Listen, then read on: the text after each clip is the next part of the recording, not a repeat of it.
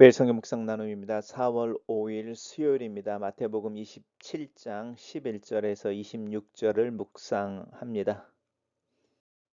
본문을 읽습니다. 예수께서 총독 앞에 섰음에 총독이 물어 이르되 내가 유대인의 왕이냐?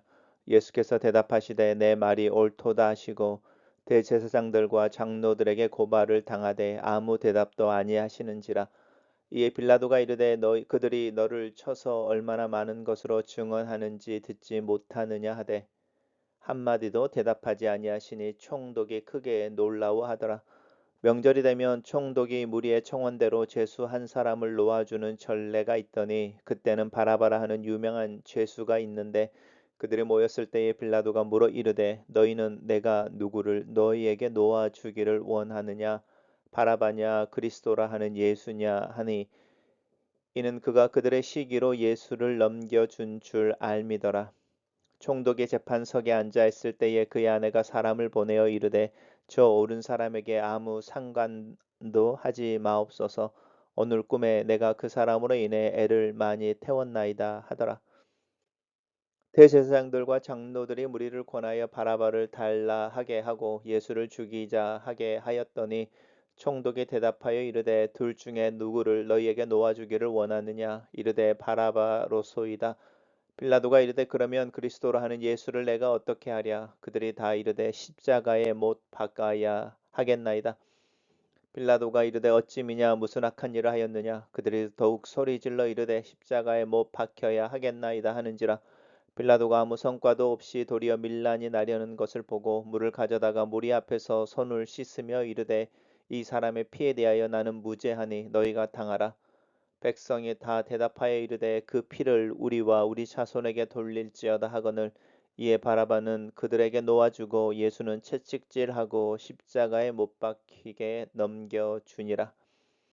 오늘의 본문은 빌라도 앞에 서 계신 예수님 또 바라바를 예수님 대신에 석방을 요구하고 예수님은 십자가에 못 박을 것을 요구하는 무리들의 모습을 이야기하고 있습니다. 제사장들에게서 대제사장의 집에서 제사장들에게서 신문을 받은 예수님이 이제 이른 아침에 총독의 관저로 옮겨져 총독 앞에 서게 됩니다. 빌라도를 의미하는 것이죠. 당시에 예루살렘에 유월절이 되거나 장막절처럼 유대인들의 절기가 있으면 수많은 순례객들이 오게 되고 그 순례객들이 넘칠 때에 질서를 잡고 또반 로마 제국의 봉기가 일어나지 않게 하기 위해서 가이사라라고 하는 이제 갈릴리 지역에 있던 로마 군대가 임시로 이렇게 유대 땅에 이렇게 특별히 예루살렘에 주둔하여 질서를 또 치안을 유지하게 됩니다. 그래서 빌라도가 이때에 예루살렘에 와 있는 것이고 우리가 알고 있는 것처럼 헤롯도 예수님이 이 유월절에 돌아가실 때에 와 있습니다. 총독 앞에 들어섰을 때에 빌라도의 질문이 너가 예수님에게 물어보는 거죠. 유대인의 왕이냐? 이렇게 물어볼 때 예수님이 자신의 정체를 밝히십니다. 그렇다라고 말씀하십니다. 대제사장의 질문에 네가 그리스도냐라는 질문에도 주님은 분명하게 말씀하셨습니다. 주님은 자신의 아이덴티티를 숨긴 것이 아닙니다. 그리스도로서 또 유대인의 왕으로서 스스로 죽음을 직면하시는 것입니다. 그래서 사람들이 예수님을 죽였다라고 말하기보다 예수님이 그 죽음을 선택하셨다. 우리를 위해서 성경은 오히려 이렇게 말합니다. 제사장들과 장로들이 예수님을 고발한 것에 대해서 이제 예수님이 철저하게 침묵하십니다. 또 빌라도가 그것에 대해서 이야기할 때도 예수님이 한마디도 대답하지 아니하십니다. 그렇게 침묵을 지키는 예수님의 모습 속에 사실은 보통 사람들이라면 자신을 비난하고 또 음모를 꾸며서 이렇게 죄 없는 것을 이렇게 죄 있다 하고 누명을 씌울 때에 그것에 대해서 항변하지 않겠습니까? 근데 예수님은 침묵하고 잠잠히 계십니다. 그리고 명절이 되면 이제 총독이 무리의 청원대로 죄수 한 사람을 놓아주는 관례가 있었던 것 같습니다. 그래서 그 당시에 바라바라고 하는 유명한 죄수가 있는데 이제 모든 사람들이 알고 있는 것을 보면 이 바라바는 정치범이었을 가능성이 많이 있습니다. 그래서 유대의 어떤 독립을 위해서 운동하고 있는 열심 당원이었거나 어쨌든 반정부 투쟁을 하고 있는 그 당시에 유명한 사람이었는데 붙잡혀 있고 바라바와 예수님 둘 중에 하나 바라바냐 그리스도로 하는 예수냐라고 예수님의 정체에 대해서 분명하게 이야기하고 있죠. 둘 중에 하나를 선택해라라고 말할 때에 빌라도의 아내가 빌라도에게 사람을 보내서 예수님을 놓아줄 것을 또 예수님과 관여하지 말 것을 충고합니다. 하지만 제사장들과 장로들이 무리를 권합니다. 무리들 안에 이제 선동하는 이들을 심었겠죠. 그래서 예수님보다는 바라바를 살려달라고 요청하게 되고 그 소리를 지르는 것이죠. 빌라도가 못내 그리스도라는 예수를 어떻게 하면 좋겠냐 이렇게 이야기할 때에 십자가에 못 박아라고 못 박으라고 더 소리치르고 빌라도는 예수님을 놓아주려고 하지만 그 시도가 아무 성과 없이 오히려 민중들이 더 강하게 나오는 그래서 밀란이 나려고 할지도 모르는 이 두려움 앞에서 비록 물을 가져다가 자기의 손을 씻으며 자신은 예수 그리스도의 죽음에 대해서 무죄하다라고 말하지만 사실은 빌라도가 바로 그 사람인 거죠. 최종적으로 승인한 사람으로서 우리 사도신경의 본디오 빌라도에게 고난을 받으셨다라고 하는 그 고백의 대상이 되어져 버리고 맙니다. 단락을 요약해 보겠습니다. 유대인의 왕인지 묻는 빌라도에게 그렇다 대답하시는 예수를 빌라도는 놓아주고 싶어 하지만 무리들은 바라바를 놓아주고 예수는 십자가에 못 박을 것을 요구한다. 이렇게 정리했습니다. 묵상 나눔입니다. 하나님의 아들 그리스도라는 종교적인 제목은 로마 법정에서 통하지 않을 것이므로 종교 지도자들은 예수님을 유대인의 왕이라는 정치적인 제목으로 고발합니다.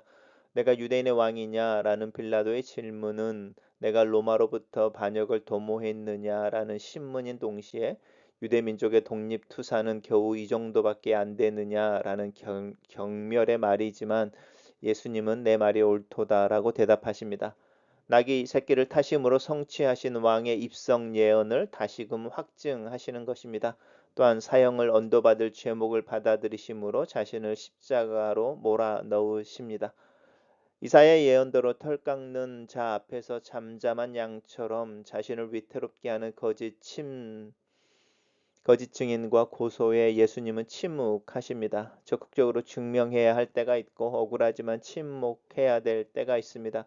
소극적인 침묵과 비폭력 그리고 자기 부정이 적극적인 변호보다 더 절실하고 효과적일 때가 있습니다. 지금 나의 환경에 형편에 대해서 주님은 내가 어떻게 반응하기를 원하실지 생각해 보면 좋겠습니다. 예수께 환호했던 무리가 종교 지도자들에게 동조하는 무리로 변모해 버립니다. 무리는 그리스도로 하는 예수가 아닌 바라바라 하는 예수를 하나님 아버지의 아들이 아닌 아버지의 아들 바라바를 석방해 달라고 요청합니다. 로마에 저항하고 정치적이고 민족적인 유대인의 나라를 세우려는 혁명가 예수를 살리고 그리스도를 믿는 모든 족속의 왕이신 예수를 십자가에 죽이도록 요구한 것입니다. 예수님의 무죄를 알고 아내가 조언했지만 빌라도는 밀란으로 인하여 자신의 정치적 입지가 약화될 것을 두려워한 나머지 바라바 대신에 무죄한 예수님을 가장 참혹한 형벌인 십자가에 넘깁니다.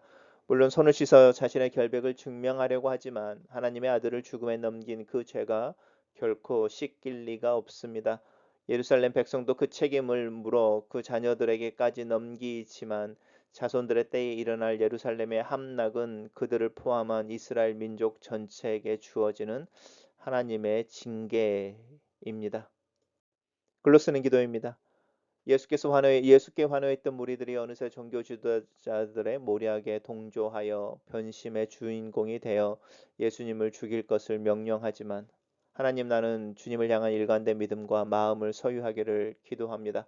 내 기대와 다른 모습의 예수님을 발견할 때의 실망보다는 내 믿음과 내 지식을 넓히고 주님을 이해할 수 있는 지혜를 위해 기도하기를 원합니다. 나를 위해 십자가를 지신 주님의 희생과 고난 앞에서 뭐라 말할 수 없는 깊은 침묵 가운데 내 자신을 둡니다. 그 크신 은혜와 사랑이 감사할 뿐입니다. 아멘.